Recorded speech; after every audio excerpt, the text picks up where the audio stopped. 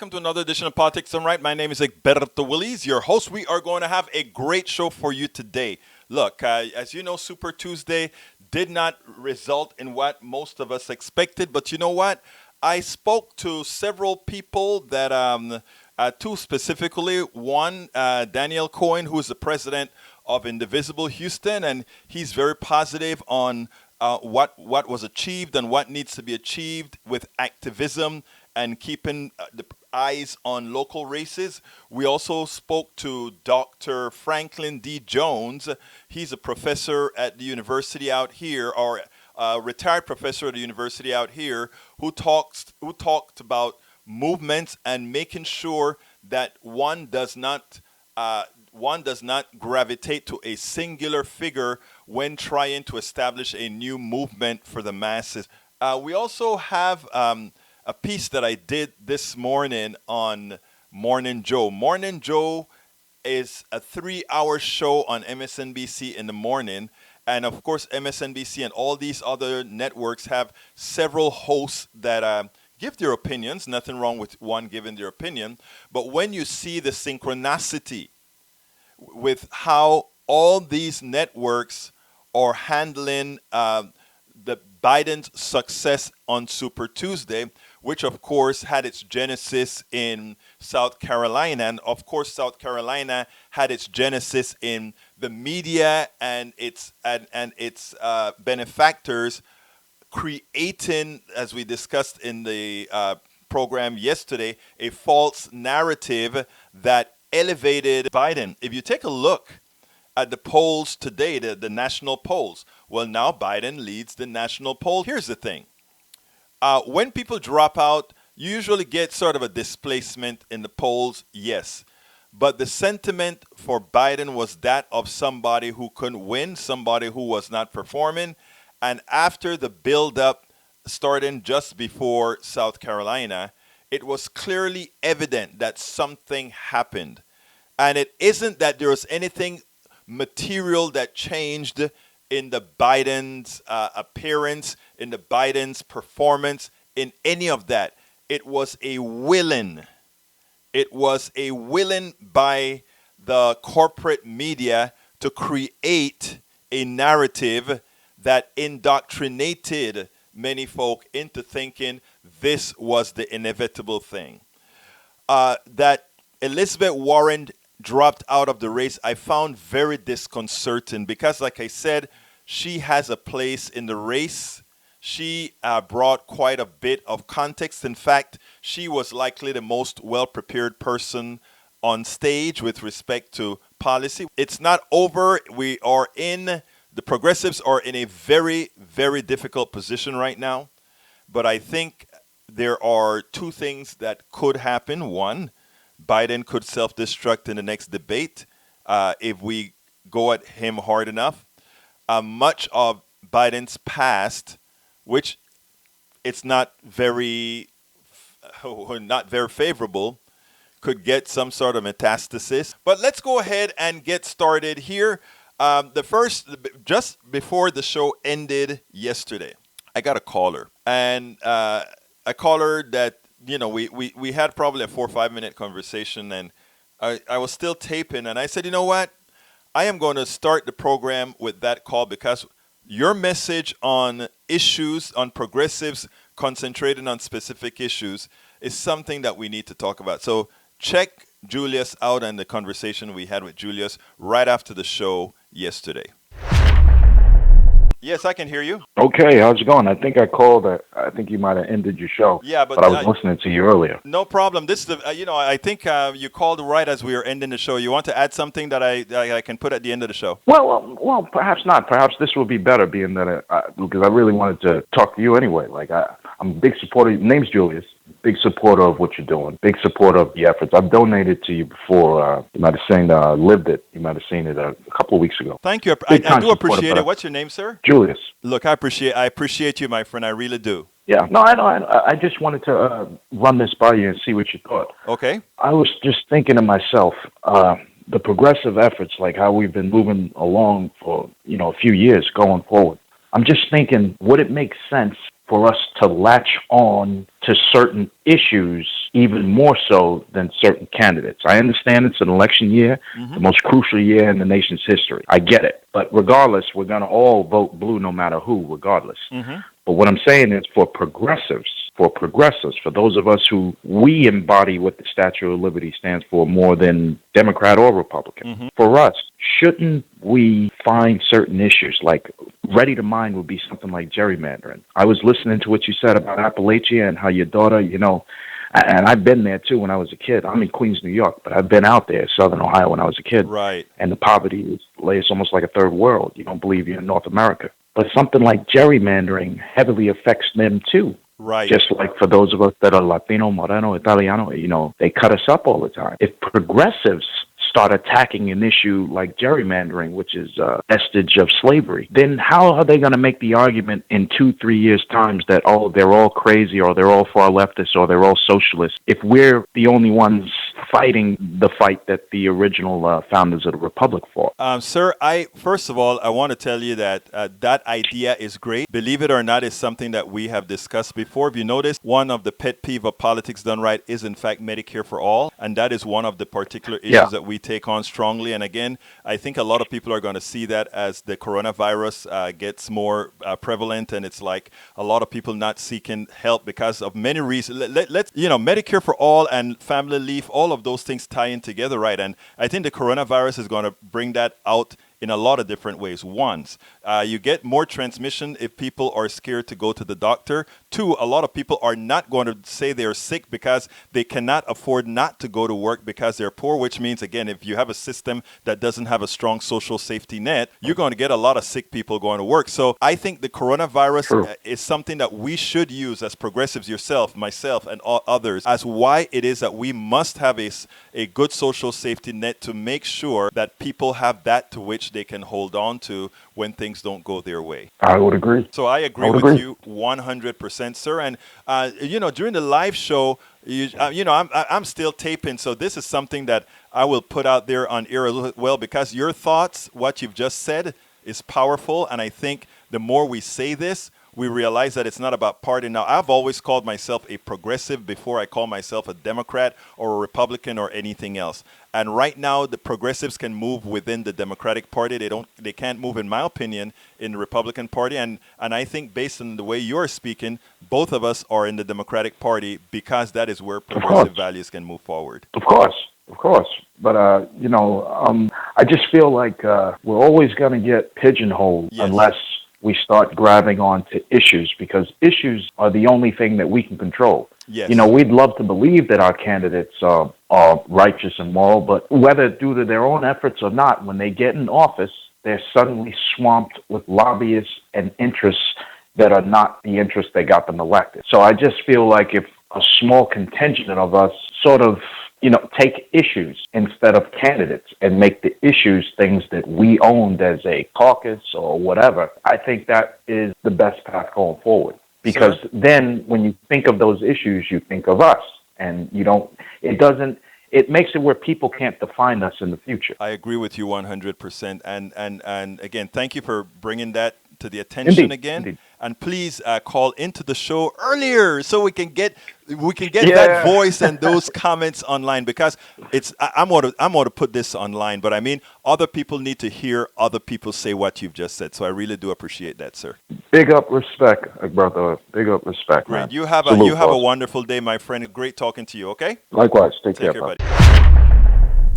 Okay. I hope you enjoyed that. The next clip that we have is about it's Morning Joe and their orchestrated attempt to mislead on Medicare for all.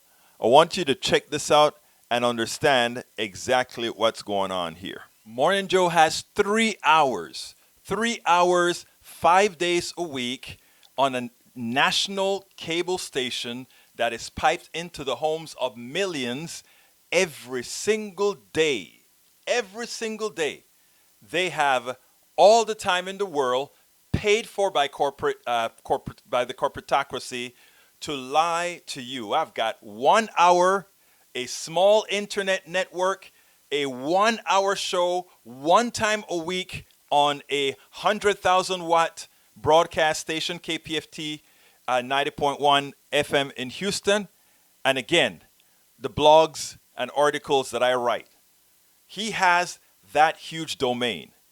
You know, we need many people doing what we are doing here to get this message out. Because one of the reasons Americans are so misinformed is because of that dichotomy. The people telling the truth, the people that are really attempting to do what's good for America, to lift up everybody, to empower everybody. We have small domains. The corporatocracy owns the big airwaves, owns the pipes. But folks, we are going to continue to do what we need to do to make sure you are informed. I tell you what, somebody on the Coffee Party Network, I placed an article there this morning that had to do with Joe Biden and all the things Joe Biden is going to run into if he faces Donald Trump. Moreover, I gave some notice on Joe Biden's issues with the truth. I gave some notice with Joe Biden and his beliefs and what Americans want. And the woman said, if people don't agree with you, you are disrespectful to them. And I'm like, is telling the truth really disrespectful, or is telling the truth being respectful and honoring the people that you're trying to inform? I think the latter is true. Well, again, this morning on the exercise bike, watching Morning Joe, because we must do that. Those of us that do this, we are responsible as well for knowing what's causing the great misinformation in America. So that's what I did. I watched Morning Joe. I watched all news and all channels because we need to know how to frame information for how people are being, because we know people are being misinformed. I want you to listen to how Joe characterized Bernie's Medicare for All and our healthcare system, and show you the little techniques that they're using now, because they know Americans are finding out the truth, because they know Americans are living the misery. He knows now that he has to acknowledge the misery and at the same time attempt to minimize what Bernie Sanders and those progressives who really want the real solutions, they want to minimize their impact. Check this out. What I found interesting when I was listening to Bernie, and we're talking about how he didn't turn and didn't move to the middle of the Democratic electorate. What I found interesting is I'd hear Bernie talk about health care reform, and I'd agree with a ton of his talking points, where he'd say that the United States spends more money on health care per patient than any other country on the planet. That is true. And that our health care system is extraordinarily inefficient. And while tens of millions of Americans don't have health care insurance, despite all of this money we're spending on health care, you've got big pharma and you've got health care conglomerates racking in record profits, billions and billions of dollars. And it is an extraordinarily inefficient system. We have universal health. So here's the deal. Drug companies pulling in billions of dollars, and it's costing a whole lot. And notice how the characterization of our healthcare system is that it is inefficient.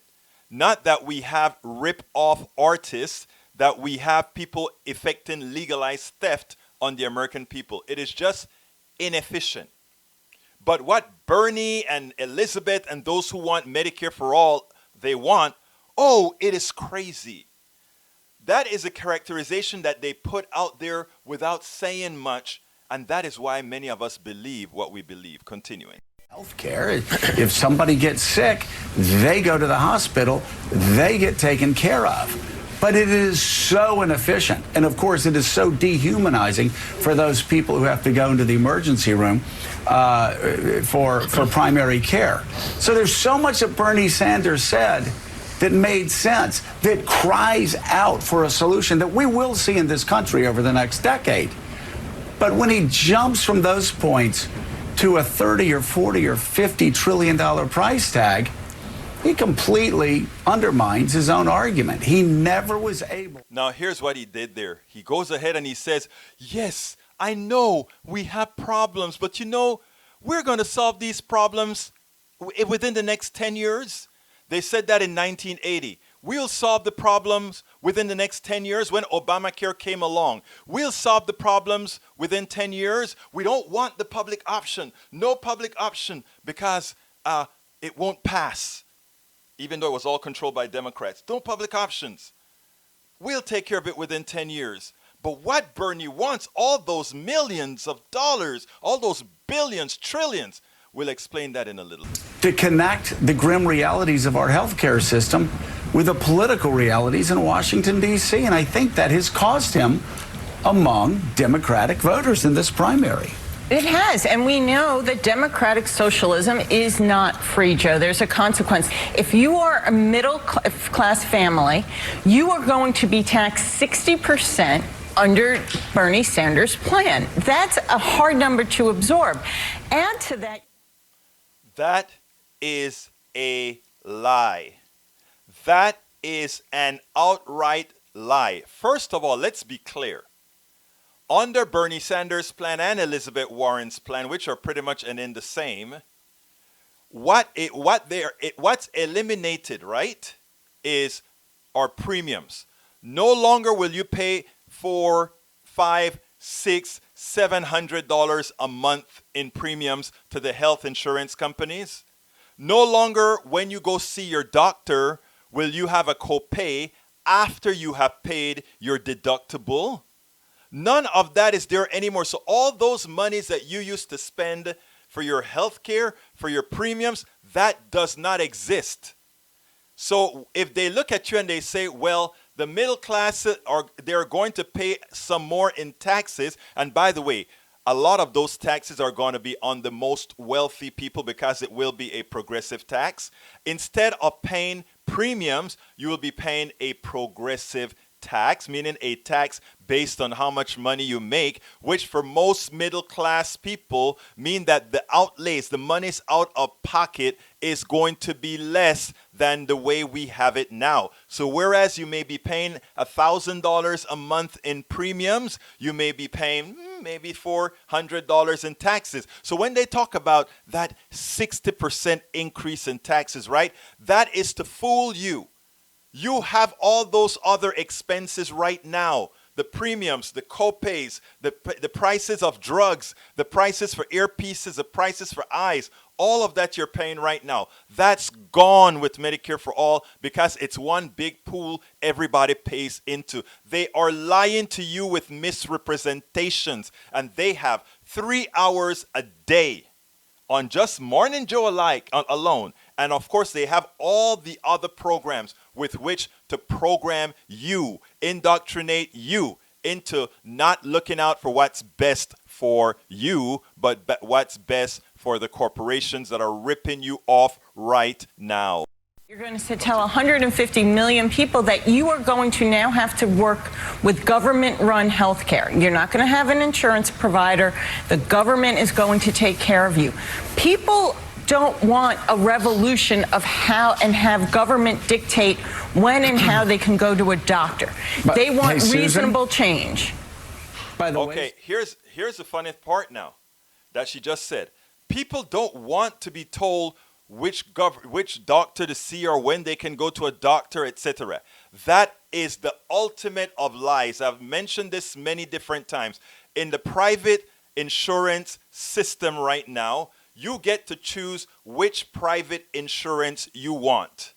And each of these private insurance tell you which doctors they will allow you to see, which medicines they will allow you to take, which procedures they will allow you to have, and which hospital they will allow you to go to. And if you don't follow those rules, you are on your own. That does not exist in Medicare for All. They are lying to you. Again, this is like saying when they're telling you you have choices when you have different insurance companies. That is like saying slave master number 1, slave master number 2, slave master number 3. Which plantation do you want to work on? Do you want to work on a plantation where the boss uses a velvet whip, a leather whip, or a polyester whip?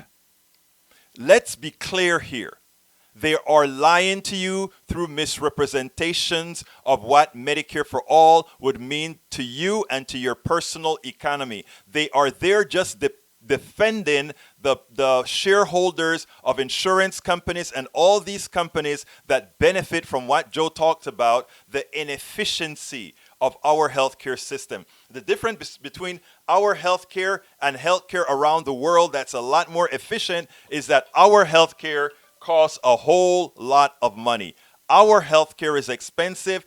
Their healthcare is realistic. And to end, check this out. Susan, guess what? Government would be running people's health care and deciding what doctor you have and what doctor your family has and what pediatrician my children see. Do you know what government would be making those decisions? The same government that's botching the coronavirus. Oh, yeah. Americans don't want to take that chance. Of course, that's the biggest lie. In our current system today, the answer to what he's stating there, it's not government that's doing those things that he just mentioned. It is the private insurance companies that tell you what doctor to see, what medicines you can take, what pediatrician you can see, and everything that you can do with your health care. Government doesn't dictate that. Medicare for All does not dictate that. Private insurance companies that don't owe their allegiance to you, we the people, but owe their allegiance to stockholders and brokers are the ones who make that decision today.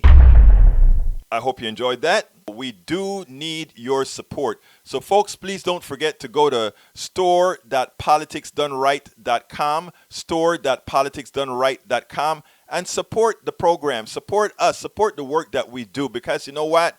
We are necessary to ensure that you get the real scoop, the real news. You understand going forward that what we have been seeing on the mainstream media is nothing more than what they want you to see, what they want you to do, how they want you to be programmed. And that is what we're here for. We are here to give you the unadulterated truth because we are dependent on no one but you. You are the ones who support the media that tells the truth. You're the one who supports the media that supports you. So I'm going to ask you so kindly to go and, check out one of our t-shirts or our cups or whatever we have there, including our book, Politics Done, As I See It, Class Warfare, the Only Resort to Right-Wing Doom. You want to learn about exactly how this economy works and why things are the way they are and why, that book in simple English talks about it. You can also get it at Amazon, but again, you can go directly to our website, store.politicsdoneright.com,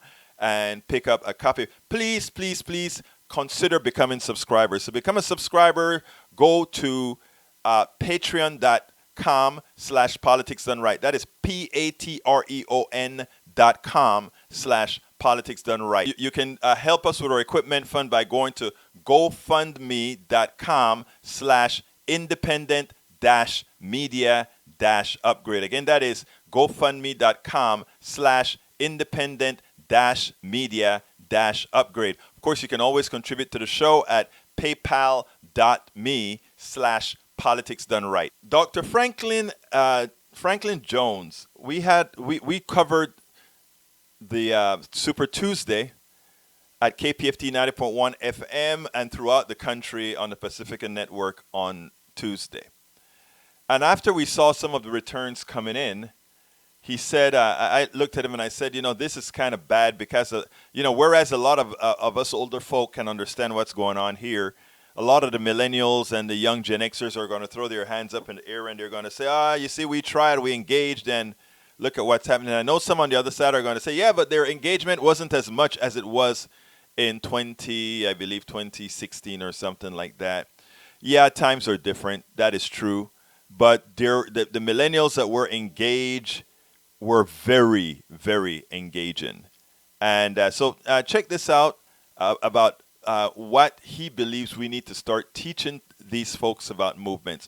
It's about building a movement. It's not about a singular candidate or the singularity of candidates or the singularity of people, if you know what I mean.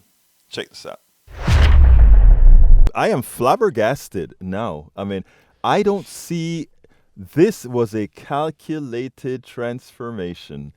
And the thing about it, Dr. Jones, I tell you, is I think the implications of this is deeper than I think the idea behind this is to break the faith of the millennials that they have any power to do anything by this sort of a this sort of a con.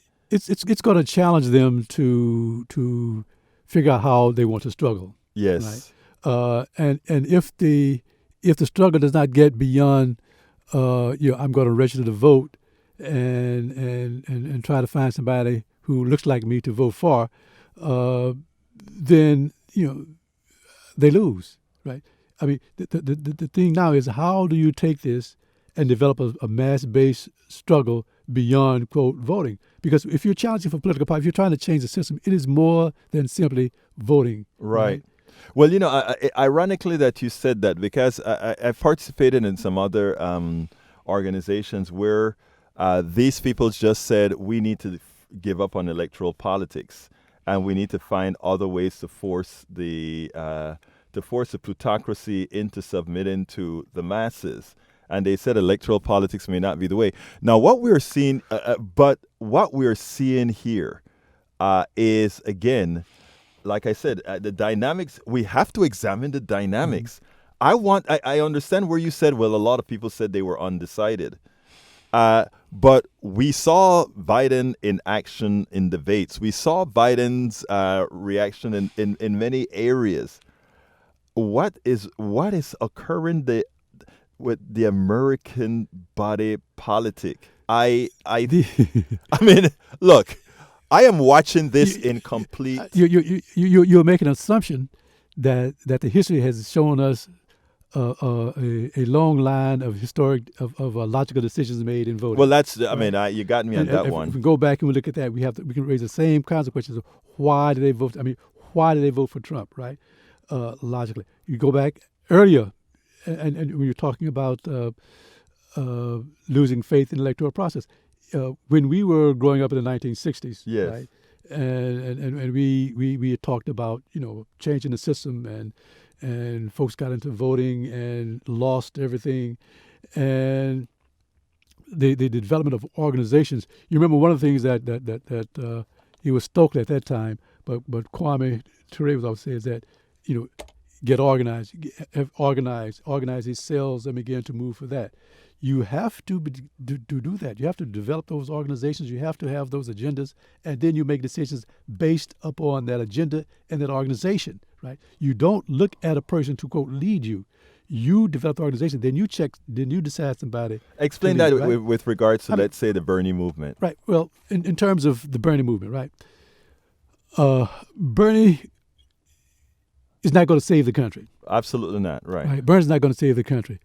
If you put all of your belief and faith in a single individual, that individual can be capped. Exactly. Right? Exactly. Yes. And then he's gone. Then what do? But when you have the foundation that is there, you tell that leader, hey, look, no, we selected you.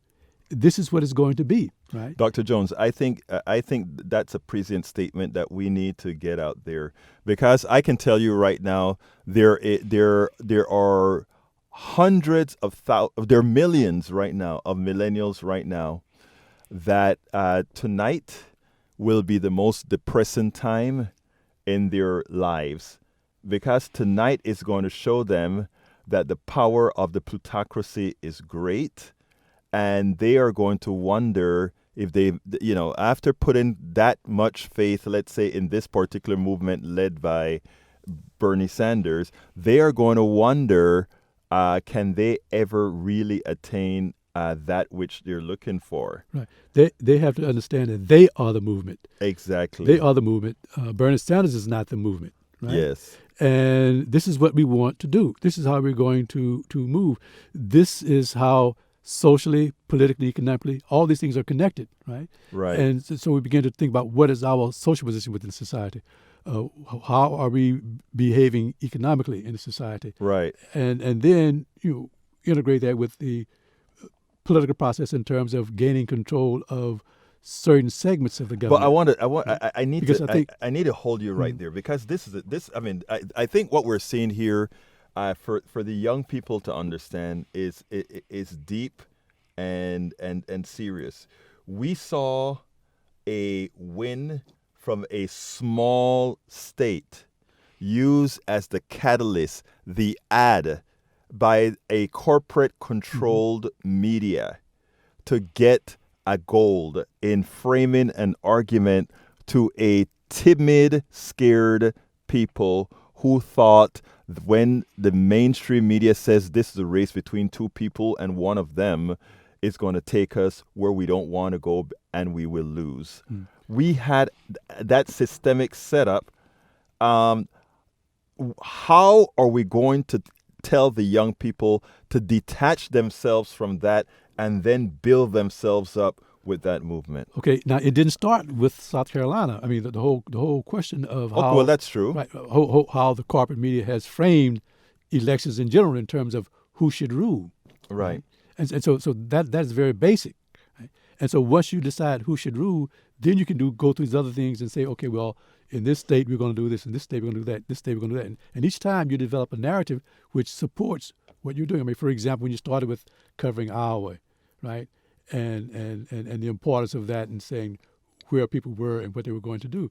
That becomes it. Now, again, it is, when you look at all the successful revolutions that have gone on in the world, I think, you see that they have started out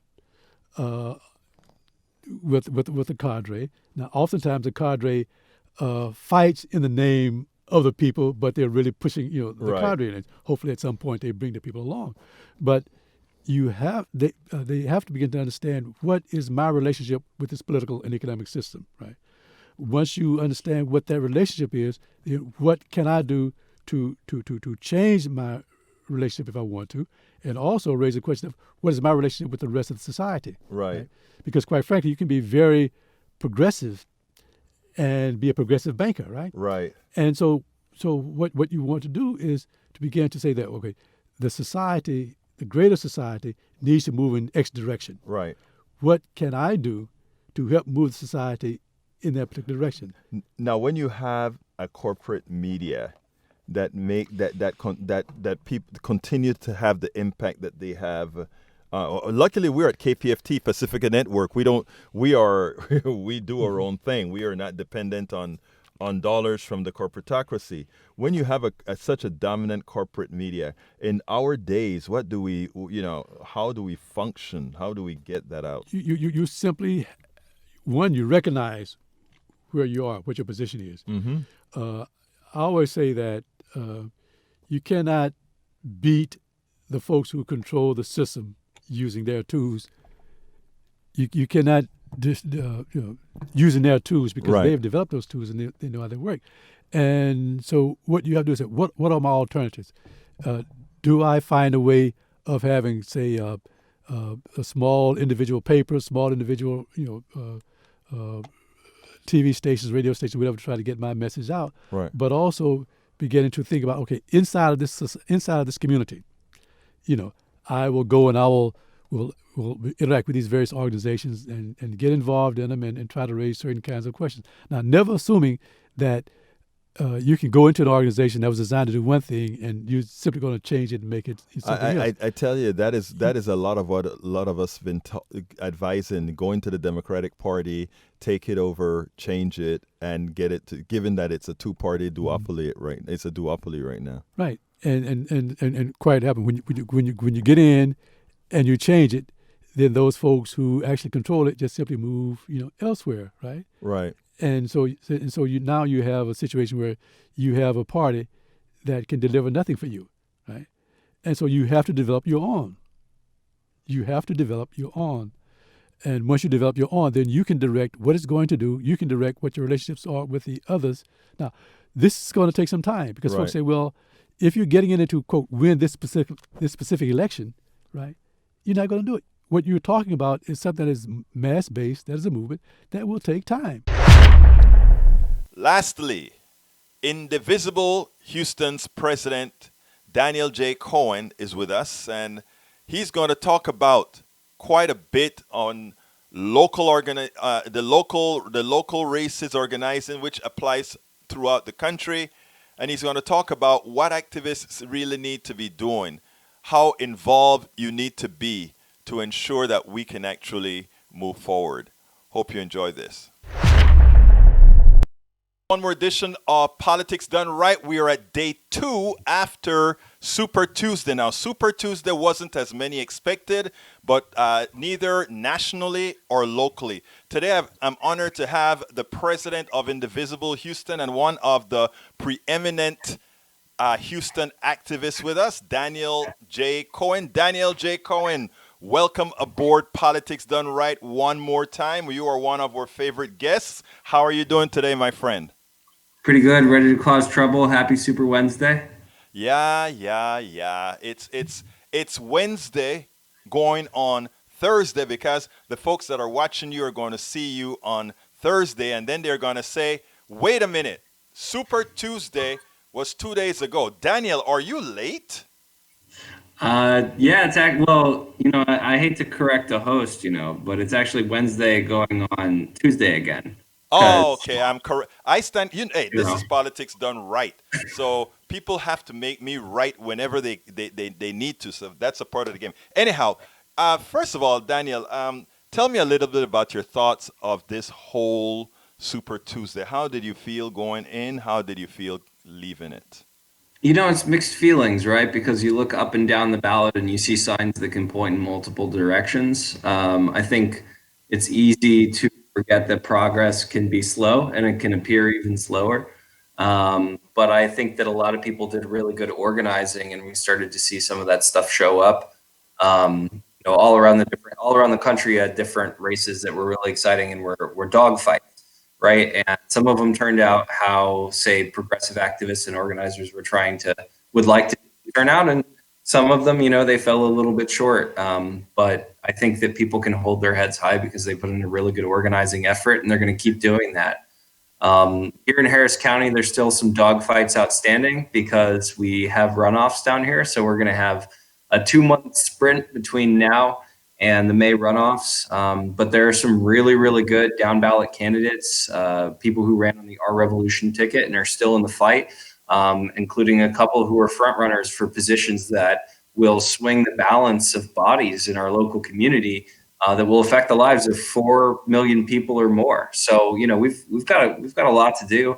If you were in a Super Tuesday state and you're a progressive activist or you're a progressive voter and your candidate didn't win, wasn't viable, didn't take the state, there's still a lot for you to do. So just keep that in mind, that if you want to build a progressive bench, it's going to start in your local community, and you're seeing that around the country. And there's no rule. You don't have to go and do a tryout to see whether or not you're good enough to try to make a change. It's not like watching sports where you're like, oh, I just hope the Lakers win, but there's nothing you can do but like grip the side of your seats. You're in the game. So I hope that people take that as a really good sign and just go out there and try to make a change. And I saw a lot of people that did that on Tuesday. I hope they keep it up. Daniel, what is very interesting is that what you said is similar to what I had Dr. Jones on our Pacifica show last night. We had a Super Tuesday national show throughout the Pacifica network last night. And that's what he said. A lot of people were sort of dejected with that Bernie didn't win as much as he should have won or was expected to win. And I said a lot of the people your age may get dejected. And he said, look, what we have to do is build a movement and start on the local level, just like you articulated right there, because those races matter so much more to everybody. They do, yeah. I'll give you an example of a race really quickly for anybody that's watching at a national level. I'll give a little bit of a background. Here in Texas, the state constitution was written by cowboys, so counties are given a whole lot of power, right? Because we don't want our central government controlling everything, right? And so they made sure that the counties had more power than Austin did in a lot of cases. Now the state government is trying to kind of undo that in some spots because it's run by Republicans that want the legislature to be able to bully the counties. But there's still a lot of power in the counties. So when you look at Harris County, where there's this kind of progressive uprising happening, and definitely a Democratic wave, and mainly kind of a left-leaning Democratic wave, you're seeing a lot of the local leadership sort of turn toward that worldview. If it were a smaller county, like in a lot of smaller counties, the county government sort of acts like King Solomon, right? Bring in your stuff, we'll look at the dispute, we'll make a decision. But in Harris County, the county judge isn't really a judge; it's more like a governor. You're talking about the third largest county in the country. It's the size of Connecticut. It's got millions upon millions of people. There's billions in the budget that oversees roads and medical facilities and jails and all kinds of different stuff, early childhood education, adult education for that matter. Like there's so much that you can actually do at the local level. There's this thing called Commissioner's Court, which is basically a legislative body. But there's only 4 people on the Commissioner's Court. So you have the governor, county judge, if you will, and then you have the 4 commissioners, and they control the budget, each in their little fiefdom, if you want to call it that, right? Except democratically elected fiefdom. And then, they get to decide what happens. So the thing is, if you have a really sort of corporate Democrat versus a progressive Democrat in one of 4 seats, you can swing the whole balance of the court. Exactly. And we're seeing that right now. We have a dogfight runoff between March and May between a progressive Democrat and a corporate Democrat. So the Our Revolution ticket is actually backed the progressive Democrat among other organizations. So we're going to see whether or not that can carry through. So if people just stop organizing because, they say, oh, well, the Super Tuesday is over. Bernie's got what he's going to get. Warren's got what she's going to get. The rest have gotten what they're going to get. Let's pack up. Let's go home. Then, that can affect the lives of millions of people right here in our county because everyone decided to stop organizing. So, that's going on all around the country. So no matter where you are, you got to get into your local politics and kind of dig in because your eyes will pop out of your head when you realize the kind of stuff that's happening. Absolutely. I'm speaking with Daniel J. Cohen, premier Houston activist and president of Indivisible Houston. He's here to give us his take on Super Tuesday and soon to become a new weekly voice on politics done right and God knows where else. Anyway, Daniel, welcome aboard again. Look, I've been following a particular race that took on national attention between Jessica Cisneros and what is his name? I don't remember his name. Henry the Corporate, right? Henry Democrat Cuellar. Yeah, and it seemed like Nancy Pelosi had to come down to Texas to rescue him, and he pulled out sort of a 1-point-something point win. My God, that one is hurtful. Yeah, I saw 52-48 when they locked it, but it might have tightened up a little bit. It was close. It was right. Look, the Democratic Congressional Campaign Committee, commonly referred to as the DCCC, when they inserted themselves in the TX07 race in 2018, nobody here liked it. Now, when I say nobody here liked it, what I'm saying is the Biden Democrats didn't like it. The Sanders Democrats didn't like it. Nobody liked it. Everybody said, get out of our district. We can make up our own mind. We don't need you meddling in this. Like, get out of the way. It didn't matter who you were backing in TX07. Nobody liked that decision to actually get involved. When they backed Jeff Van Drew in a primary, it was because they didn't believe the progressive Democrat could win that seat in New Jersey. Well, we all know Van Drew turns around and pledges undying, loyalty for Trump.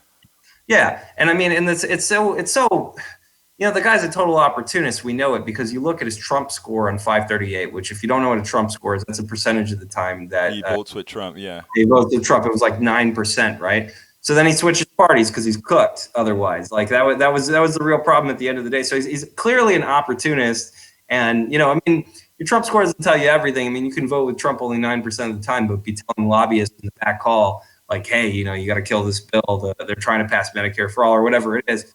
But at the same time, we know that if you're only voting with the guy 9% of the time, if you join his party, you're doing it for political opportunist reasons. And he'll be voting with him 100% of the time from here on out.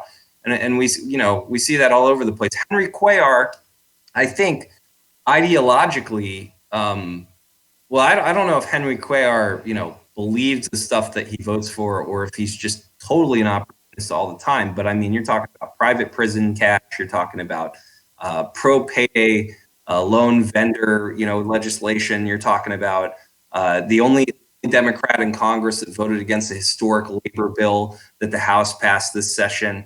You're talking about somebody who's a toady for oil and gas. I mean, he has every single problem. He facilitates the separation of families, and he's Trump's favorite Democrat, which is what Jessica Cisneros called him. And I got to give her credit. That was a hard fight to begin with, and she came darn close. I mean, she went up against a guy who has been part of the political machine. The Texas Observer, covered it recently, covered his whole career recently, talked about where he came from. Very, very good journalistic piece and background piece. But I mean, basically, Cuellar is an old Laredo area machine. He's built up ever since he was a young guy. He's been chasing corporate cash, and finally somebody went out there and challenged him and made sure to hit him over it. But the DCCC's decision to just back incumbents across the board is abhorrent. The way that they manage is abhorrent. The fact that they don't facilitate turnover of leadership and new leadership makes them part of the problem. And the fact that they're more focused on making sure that they can keep donors in line so that they can line the pockets of their preferred candidates at the congressional level, as opposed to making institutional change, is a real challenge as to whether or not they believe as an institution in the Democratic Party platform to begin with. I think you actually wrote a piece about Cuellar before, where you stated who he's in ALC for quite a while, and you asked the question, a rhetorical question, whether these guys believe anything or what they're doing, and I think the answer is clear. They just go wherever the money is, wherever the corporatocracy tells them to go. And if it tells them to be benevolent, they're benevolent. If they have to betray people, they betray people. And that is one of the reasons why Nancy Pelosi, someone that in generally we revere because of her power, her prowess, and her ability to run the Congress, she knows better than Cuellar. I mean, not even Nancy has the record that Cuellar has. No, I mean, Nancy Pelosi is running in San Francisco, and I gotta think that in the through the lens of public service, that there's like some difference in their heads as to which ideology that they have, right? Or otherwise they wouldn't really wind up anywhere to begin with. So I feel like in their own minds there is, but they haven't stood back from the system and said, look, this isn't sustainable long term. And it's not sustainable long term because we're not upholding the values that you would uphold if you just looked at the party platform. Instead they start kind of like, it's, oh, well, you're assigning a purity test, and one Democrat in one area is not going to be the same as another Democrat in another area. But here's what I know at the end of the day. I know that Henry Cuellar's policies facilitate the separation of children. And I know that Cisneros' policies sound a heck of a lot like, the reasons that people state when they talk about why they're a Democrat in the first place, right? The rank and file Democrats that like give that whole pitch about where their values are. So for her to step into that race certainly says which side of that coin that she's on. And it may be that it's systemic and institutional because she's made an agreement right across the board that she's going to back the incumbency. The fact that it's systemic and institutional doesn't make it any better. Right. Absolutely not.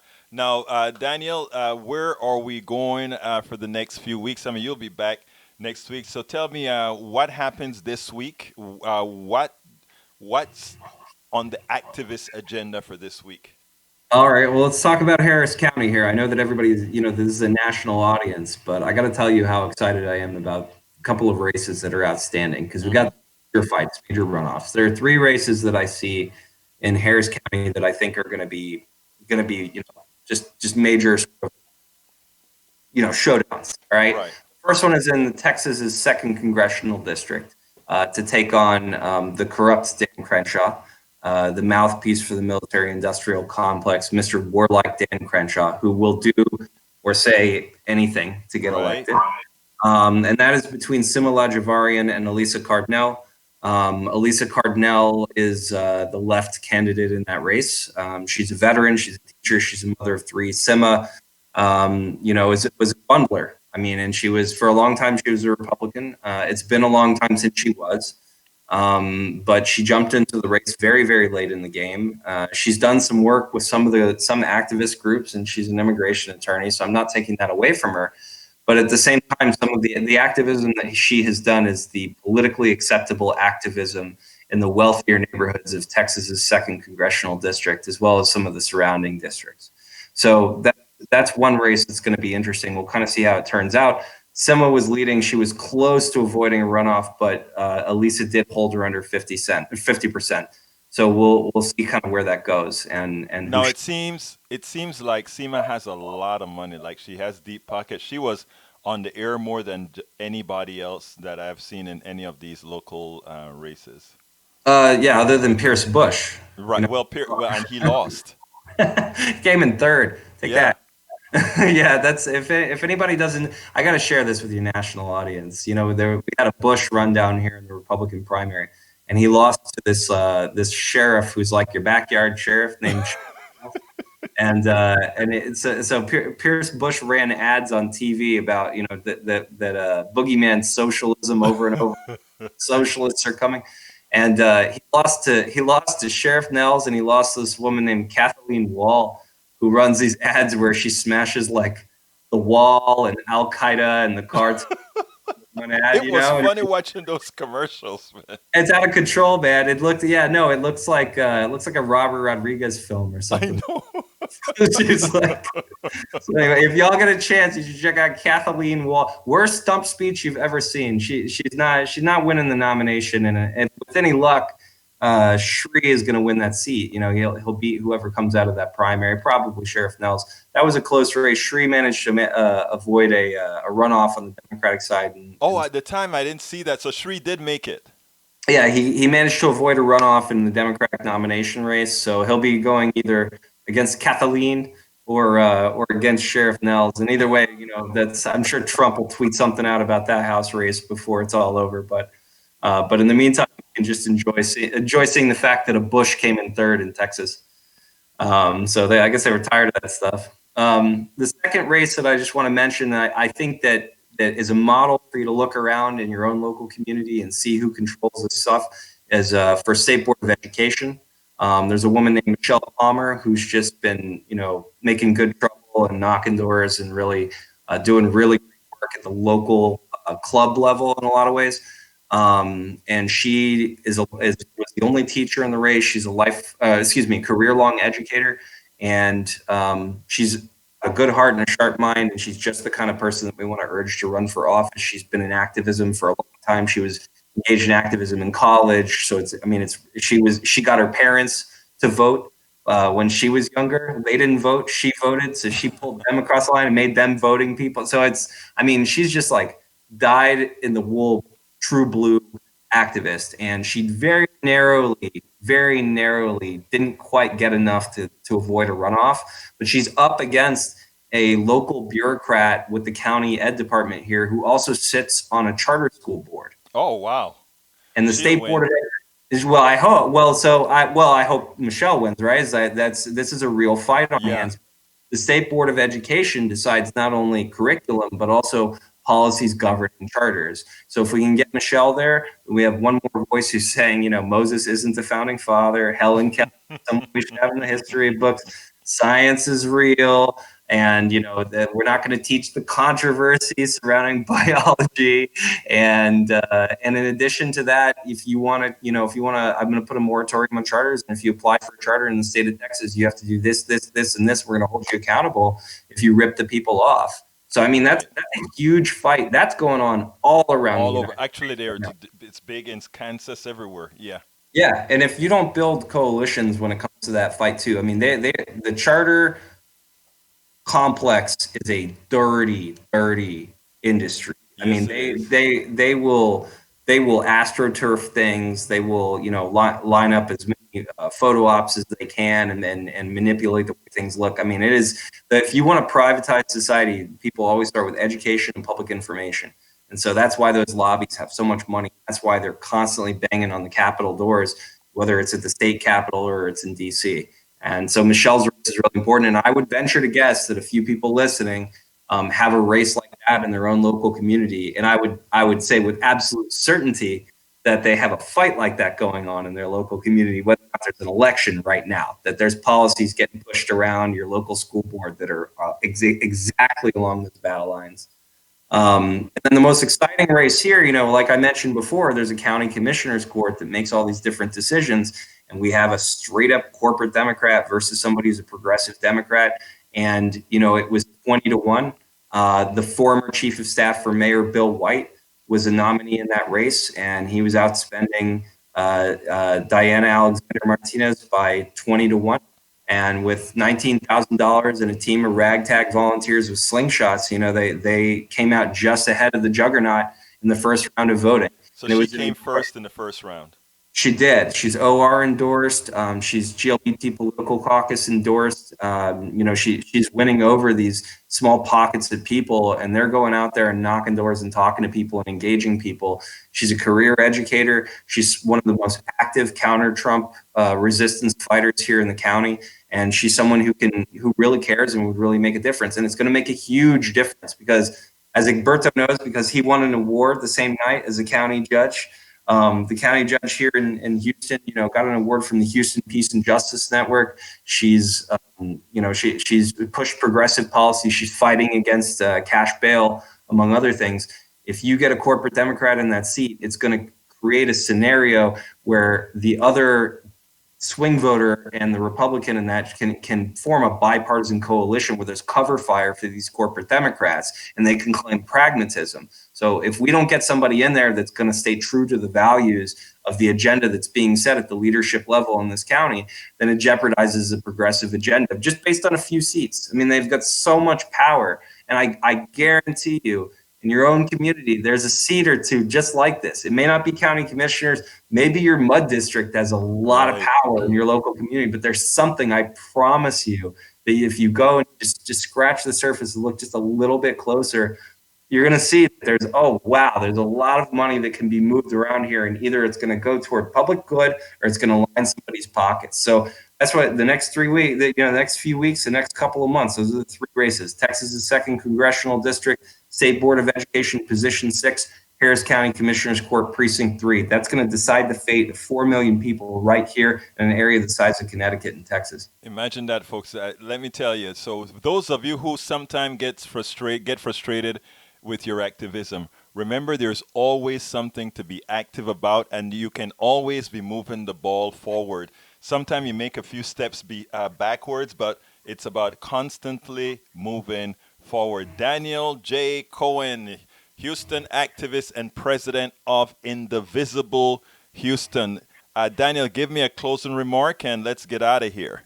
Yeah, remember to fight. I mean, that's, again, the primaries are going to come and go. November is going to come and go. There's going to be long-term fights that go beyond this. But if you know what's going on in your local community, then you can really open people's eyes to what's happening in their own backyard. And some of that stuff really affects people's lives. Like I said, here in Harris County, we know about this one specific body, the Commissioner's Court, where one seat can change everything. And just making sure to get good candidates into that and making sure to fight, we can make a huge difference in the lives of millions of people, not to mention the fact that we're building a progressive bench. You want a progressive Congress, you want a progressive president, you got to have a progressive school board in your local community, you got to have progressive county judges, you got to have progressive governorships beyond that. So build it up, the bottom up, and take a broader view.